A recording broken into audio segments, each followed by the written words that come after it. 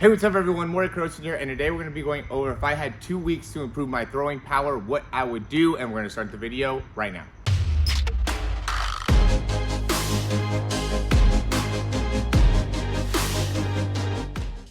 All right, so many of you guys I know are trying to improve your throwing power as fast as you possibly can. Now that we're in the season, you really want to make sure that you can make some improvements here. And so I just want to go over some things that I think could be really beneficial to make sure that you're able to continue to improve your throwing power and your throwing velocity by going over a couple tips that I think could be really beneficial for you to utilize. So the first thing that I would say is every single day when you're warming up, right, you should be going through some degree of long toss. So first you're starting off, and typically what I do when I'm going through and I'm warming up, first I really focus on the wrist flick, right? I'm here, I'll just flick the wrist and do that a few times, then I'll go through and just make sure I have my timing and sequencing right. The ability to control your timing when it comes to really anything that is power producing, jumping, throwing, sprinting, is critical to be able to make it so you're able to have success there. So make sure you're just working on the timing of the wrist and the flow of the wrist. And then as you're getting more warmed up, obviously the person that you're playing catch with is gonna get further and further away. And once you throw a few times at about 15 to 20 yards, you should start to back up, right? And every time I go and I warm up with somebody, we always work on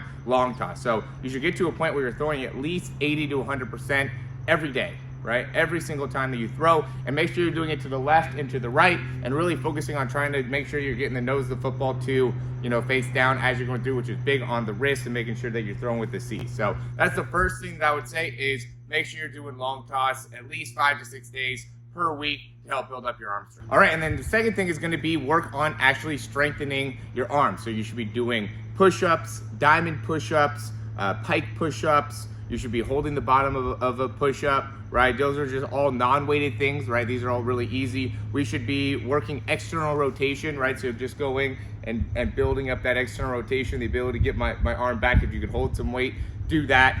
Make sure that you're maintaining that internal rotation as well, so you're touching the back of your hands, making sure that you just have good overall shoulder range of motion all the way forward, all the way back. Make sure you can control that. Get plenty of range of motion within the wrist, within the elbows, right? We do these ones, we do these ones. We have a lot of different videos that go into how you can make sure that you have the necessary strength and range of motion within your shoulder, within the upper body, to make sure that you're going to continue to build strength and be able to keep a healthy range of motion within your throwing shoulder. I'm going to quickly interrupt this video just to say if you like the information, go ahead and click that thumbs up, subscribe to the channel, and we'll hop right back in the video.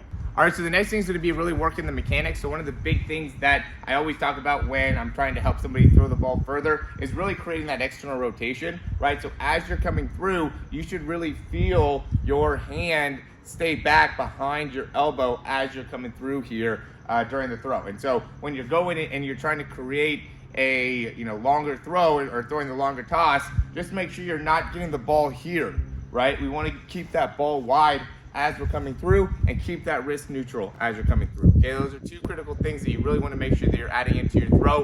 That will help you in increasing throwing power and distance really right away, especially if that ends up being a big issue for you. The other big thing is when you're stepping here, we want to step and create this rotation with the lower body and keep your chest back. So you should have like an angle like this as we're stepping through, right? So when you're warming up, work on being able to get to this angle as you're going through the throw, and really be aware of this. And again, this is just stuff that you can do at practice, right? I should really be charging you guys for this information because of how valuable it can be if you implement it. But I've realized that really it's not about the information as much as it is the accountability of actually being able to go through and make the changes and make the improvements. So a lot of you guys are going to probably watch this. You might do this for a few days, maybe a week, 2 weeks at the most. Most of you guys won't stay consistent with it, which is why I highly recommend you guys joining our quarterback program, because during the season right now is really your best opportunity to improve in your mechanics, because there's so many different things that you could look at right now when it comes to, 3-step drop, throwing on time, working on your rhythm, making sure that you're able to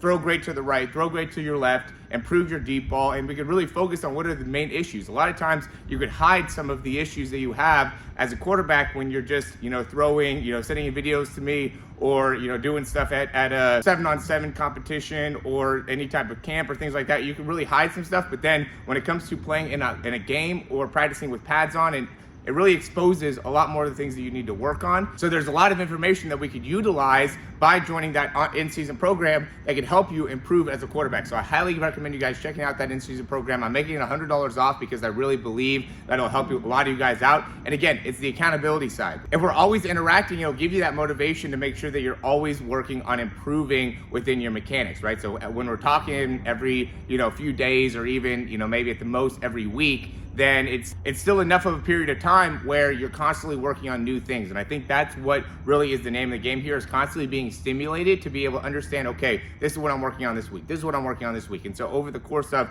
12 weeks of a season, you're going to get so much better that you won't even recognize who you were, 12. And that's what you want to be able to do here in these next 12 weeks. Be a completely different quarterback because you worked on the small things that could really make a big difference within your throw. All right, so as always, guys, thanks for watching the video. If you like the information, go ahead and click that thumbs up, subscribe to the channel. If you want to learn more about the in-season program, go ahead and check the description down below, and we'll talk to you soon.